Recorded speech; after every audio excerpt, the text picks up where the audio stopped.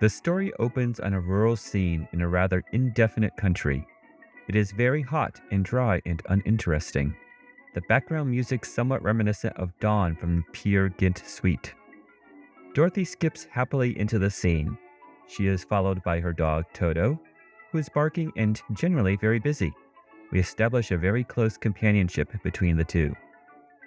A wind begins blowing rather gently at first and then increases in velocity. The tempo and general feeling of the background music changes to a somewhat ominous note.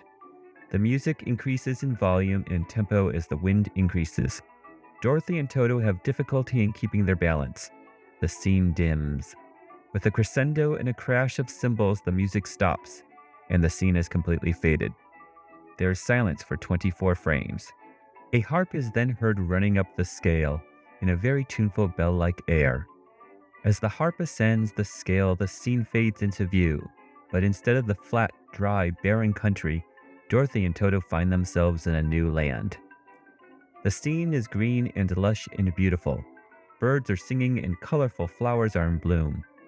Dorothy is rather alarmed at the sudden change. She walks along very carefully, not knowing what to expect. Her attention is diverted by a bee who flies up and lands on a bush of Canterbury bells. He whistles and is joined by 7 other bees. Each bee lands on a Canterbury bell. The bees ring the bells, C, E, G, C, and as each note is struck, fuchsias on a nearby bush come to life. The bees play C, G, E, C, and 4 fuchsias drop to the ground. Then a very sour note is struck and a 5th fuchsia drops, landing on her fanny.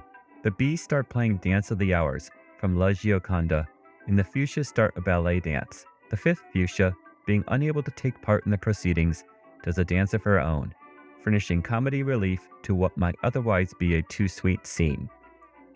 Dorothy is completely entranced by the dancing. Toto starts to sniff, and she tells him to be quiet. Once again we see the fuchsia ballet, a very colorful rhythmic number. The little comedy fuchsia is also doing her stuff. Dorothy tells Toto to be quiet. Toto gets rather fed up on the dancing and walks away. A large lion comes into the scene and takes the place that was formerly occupied by Toto. He too sniffs. Dorothy puts her hand back to touch what she thinks is Toto. Her hand touches the lion's head. The expression on Dorothy's face at the feel of the long mane. She is a little afraid to look, but finally turns to see the lion, who lets out a roar. Dorothy loses no time in getting underway. The lion takes after her. Dorothy screams. Toto hears and comes running to see what the trouble is. When he sees the lion, he changes his mind and runs with Dorothy. Dorothy and Toto, with the lion in hot pursuit, pass a scarecrow that is perched upon a stick. The chase continues and once again they come by the scarecrow.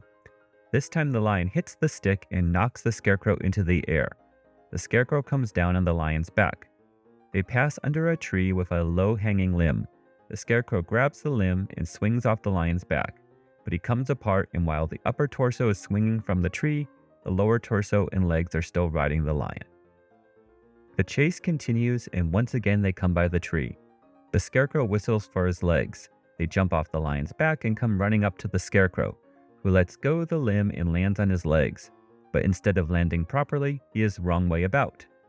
The legs seem to have gotten into the spirit of the chase and take after the lion. The scarecrow is merely riding. He catches up to the lion and makes a grab for its neck. Once again he pulls himself apart.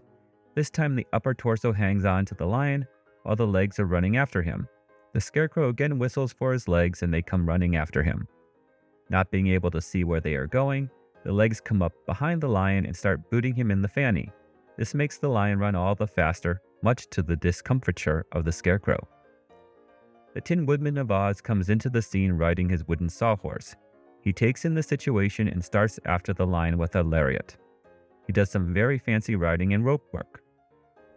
The scarecrow's legs feel that the competition is getting a bit too stiff and decides to sit this one out. The legs sit down on a log and let the rest run by themselves. Just as Dorothy and Toto feel that legs will carry them no farther, the Tin Woodman succeeds in roping the lion. In his previous tries, he has roped the scarecrow and pulled him off the lion's back.